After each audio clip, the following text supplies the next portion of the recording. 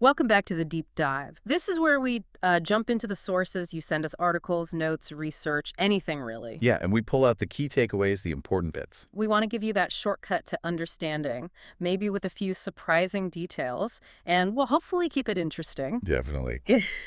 And today we're diving into material from a listener. It's excerpts from Last Chance Saloon, the novel by Marian. Right, and we've got quite a mix here. Dialogue, someone's inner thoughts, just descriptions. It gives you a real window into these characters' lives. It really does. And right near the start, we're dropped into this scene. It's late night at a bar, that awkward moment when the bill comes. We've all been there. And we meet Fintan, who makes this grand gesture, offers to pay with what the source calls the magnanimity of the pissed person. Even though Katherine, another character, points out he's overdrawn, she kind of shuts that down immediately. Yeah, she admonishes him. And that little moment, it tells you something about their dynamic straight off the bat. Totally.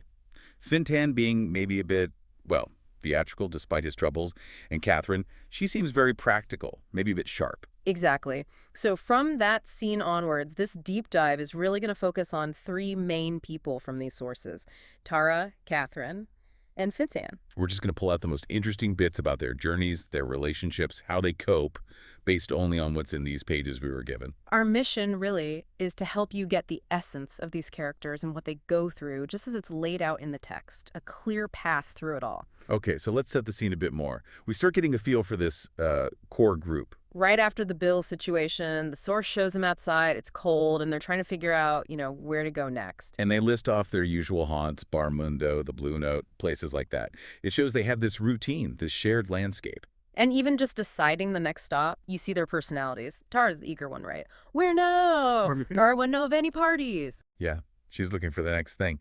But Katherine brings it back down to earth. Dismisses one place because she links it to work. Much more practical. Less impulsive, maybe. More about order. Seems like it. And Fintan? Well, we saw the potential money issue with the overdraft. And later, there's that dark joke the source mentions about saving money on drugs because he wore John Lennon glasses. Oh, yeah. It hints at maybe a certain lifestyle and definitely that sharp, maybe self-deprecating humor he has. Okay, so moving on from that initial group dynamic, the sources really give us a lot on Tara's life, particularly her difficult relationships and self-image issues. Yeah, her relationship with Alistair is laid out pretty starkly. The source says she was totally certain he loved her, but she also picked up on this faint, hunted air about him. And she's feeling the pressure, right? Turning 30, feeling too old to start again, worried she'd backed a loser. So she decides she has to, force the issue about their future. Even though the text notes she knew she shouldn't. She probably sensed how it would end.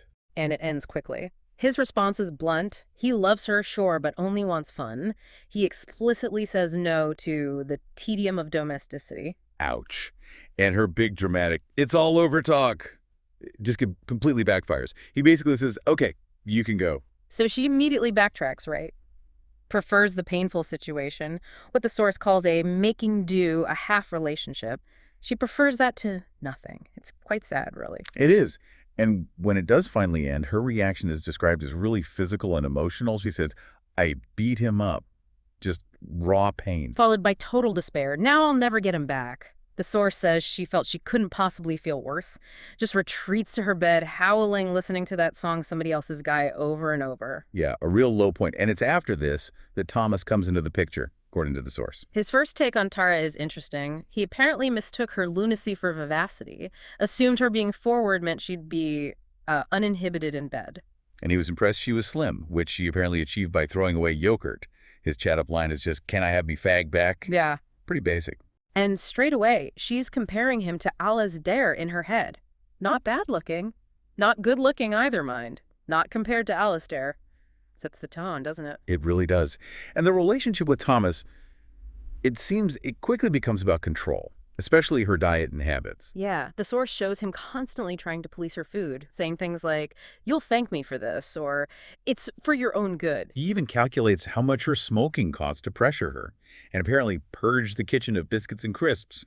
Total control. But Tara's reaction, it's complicated. The source says she saw him as a rescuer. She was terrified of 45 years of spinsterdom. So she gets addicted to his devotion, Yeah. tries her best to meet his criticisms, And the source points out his nastiness to her friends comes from his own insecurity. You see that clearly when he calls her friend Liv a giantess, and how he acts with Fintan hesitates to shake his hand, wipes his palm afterwards, just pure disdain. Meanwhile, Tara's own struggles with dieting and body image are really tied up with her self-worth in these excerpts.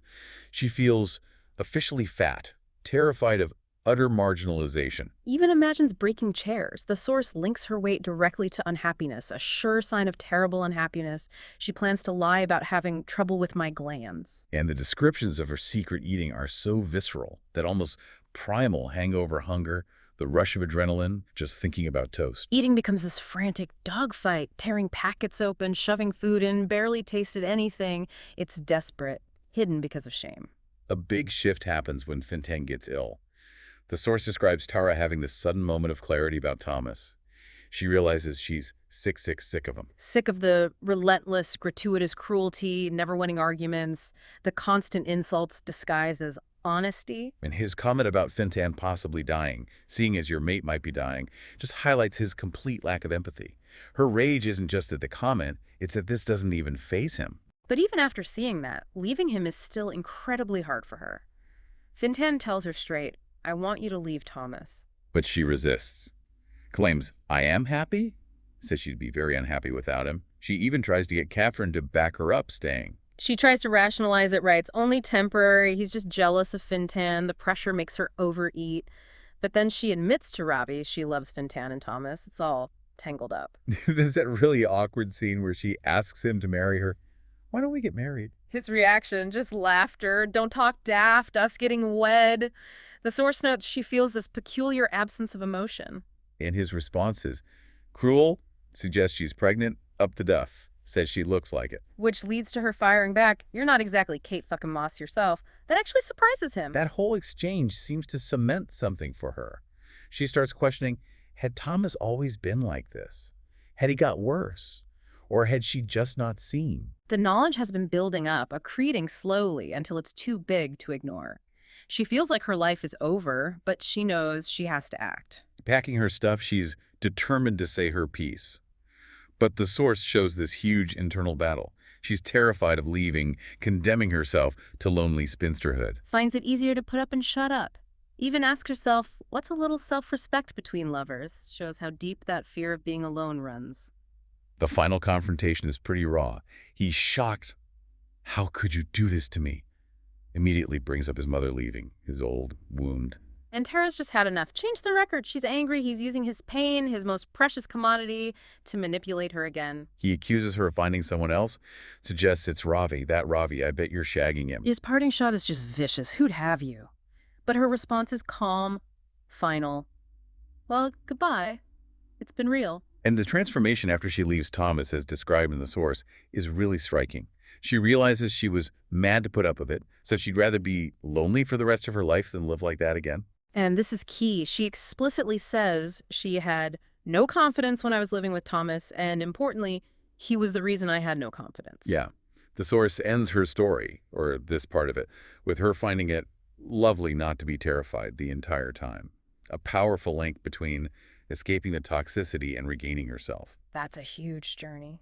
Okay, let's switch gears now to Katherine. Her story in these sources is all about this guardedness she has, which seems rooted in some deep past trauma. Yeah, initially she's presented as very put together. Fresh and crisp, perfect hair, drives a specific kind of car. At work, they call her an odd fish, someone with no young man waiting for her. Kind of seen as missing out. We get a little glimpse of her work, advertising agency, open plan, creatives versus the others. And the source includes that funny detail about some bizarre tampon ad ideas.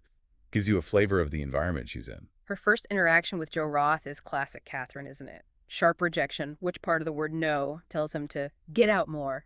Even though she secretly finds him intriguing. And his witty reply, I'll be back, kind of sets up their later interactions. Then the source dives into her background. Her unconventional mother, Delia, described as having a bit of a lack, maybe a changeling, claimed psychic powers, very anti-establishment. Yeah, apparently taught Katherine about reproduction before she could even tie her shoes properly. And Katherine's reaction, to rebel by being the total opposite, neat, tidy, quiet, respectful, diligent, and devout. just followed all the rules. That seems to really shape her later need for control. The source also mentions that, like Fintan, she grew up without a father, suggests that shared experience helps them connect. Fintan apparently observed she looks like butter wouldn't melt, but she could back answer with the best. So later, Joe Roth tries again. He gets help from a colleague, Fred Franklin, and the source slips in some of the casual sexism in that office environment, comments about other women. Katherine's reaction to the lunch invite is still prickly. Makes him wait, tries to act like she doesn't care. But the lunch itself is a bit of a turning point.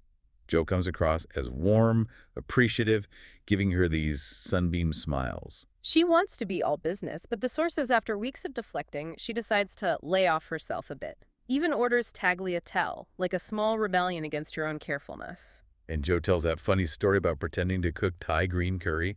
That makes her laugh. It breaks the ice a bit. Still, her reaction afterwards shows her fear. He seems nice, so her next thought is he's probably a mad axe murderer, sees him as Mr. Safe, but also notices his underlying strength. When Joe seems to ignore her after the lunch, her defenses shoot right back up.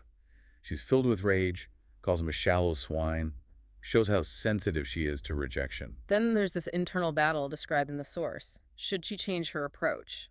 Did he only like her because she was inaccessible? She swings between feeling utterly hopeless and having these bursts of sparkling love of life, wanting to make the most of things and try with Joe, but then it fades back to mundanity. She finds herself watching him at work, waiting for attention, feeling this warm, nervous, expectant hum. Tries smiling to show interest, but only gets a cautious smile back.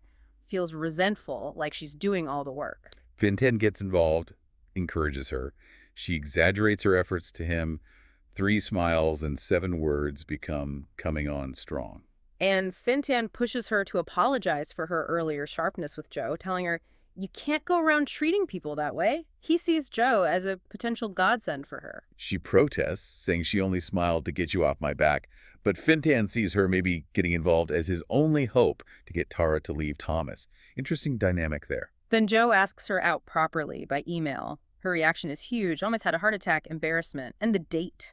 A football match, she's queasy with horror. But the football date turns out to be surprisingly important. Joe's really into it, reciting chants. He's thrilled she knows even a little bit about it. The source captures the atmosphere electric, exciting, just the right side of fear. And that moment where he asks her to lean closer so he can hear her, it creates this unexpected physical closeness. She notices his stubble. It's a moment of connection. Afterwards, they head to the Ivy, but there's a mix-up with the booking. Her stomach yawned with fear. Joe's totally mortified. This leads to her suggesting her place instead. Relief washes over her. In the taxi, they hold hands silently. And as soon as they get to her flat, the source describes this immediate, intense physical connection. They're catapulted at each other, kissing frantically, desperately, coats still on. Joe's apparently surprised by her transformation into this predatory woman, and her internal thought is fascinating. Kissing is an art form in itself. She's really analyzing it, even then. The description of the encounter continues with quite striking detail. Joe undressing quickly. Her view of him is almost clinical, yet appreciative. Pale skin, dark hair, tiny waist, concave stomach, lean thighs, narrow hips. She finds him beautiful. The next morning, waking up on his bed, it's tender. Joe's playful. But Katherine's old guardedness surfaces. She doesn't want colleagues to know. Worried they'll think she's human, needs her air of authority, but eventually she thinks, what the hell? The source says they see each other for almost 5 months. Every day feels like a miracle. Joe sounds supportive, even helps referee her fights with Tara. But the break comes suddenly. She overhears Tara telling Fintan that Joe slept with a girl from work. Her reaction is just horror. Oh no, please tell me you're joking. Tara clarifies it was before Katherine got involved with him. But all the same, he never told me. That omission is devastating for her trust. So Katherine shuts down completely, avoids Fintan, acts weird, avoids Joe at work. The source then jumps ahead, showing her later dating life isn't great. There's Simon Armstrong. She gets needy, begs him not to leave, and he runs for the hills. Years later, she meets Alex Hoyst, a model. But it's not right. The source highlights his deep insecurity beneath the surface, still seeing himself as fat, chanting insults at himself internally. These failed relationships, the source says, reopen old wounds for Katherine. She feels mortifying, not good enough, falls back into a pit of self-hatred. The pain is unbearable. She swears off men, though she doesn't quite believe it herself. In between, her life is nice and ordered. She focuses on her career, becomes more successful. And then finally, the source reveals the core trauma. It comes out when Tara mistakenly assumes something about Katherine and Thomas. Katherine blurts the truth. You got pregnant by Lorcan, and he was married when you were 19. It all comes pouring out. 19, pregnant by a married man, feeling the same age her mother was, desperately didn't want to be pregnant, wanted to tear away her body. Tara gently asks about an abortion, and the source shows Katherine's conflict, remembering arguing against it with the nuns, calling it murder. But her terror won. From the moment Lorcan had run out on her, she'd wanted to have an abortion. She felt she'd burn in hell, but didn't care because she was in hell already. It's incredibly raw. Then, seeking help, she tries to find her father, only to learn he died just months before. She felt like dying too. The source explicitly links her pattern of disastrous relationship after another to this time. Years later, she bumps into Lorcan again. His arrogance is instant, comments on her looks, totally confident he's reeled her in, says he haven't changed a bit. She'd imagined confronting him, getting revenge or an apology. But seeing him, her anger is just fatally blunted. And painfully, the thought he still wanted her somehow soothed the old wound shows how deep it went. And his reason for pursuing her back then. He dismisses his current girlfriend and reveals he only came on to Katherine to get one over on pretty boy Joe Roth and because he'd been bored. Just devastatingly casual cruelty. It really shows how that early trauma just permeated everything for her, her guardedness, her relationships. It took a long time for that truth to surface in the narrative. Okay, let's talk about Fintan now. His journey in these excerpts is really centered around his illness and how it affects him and the group. Fintan's personality comes through strongly, that sharp tongue, but also loyalty. The source mentions his protective brothers and how he was seen as an outsider back home in Nakavoy, partly because, well, there wasn't anyone for him to be gay with. Highlights potential isolation. His friendships with Tara and Katherine are central. Tara values him partly because he doesn't have other friends, sees him as more than just a fashion accessory. Katherine connects with him right away. The start of his illness is brushed off with his usual dark humor.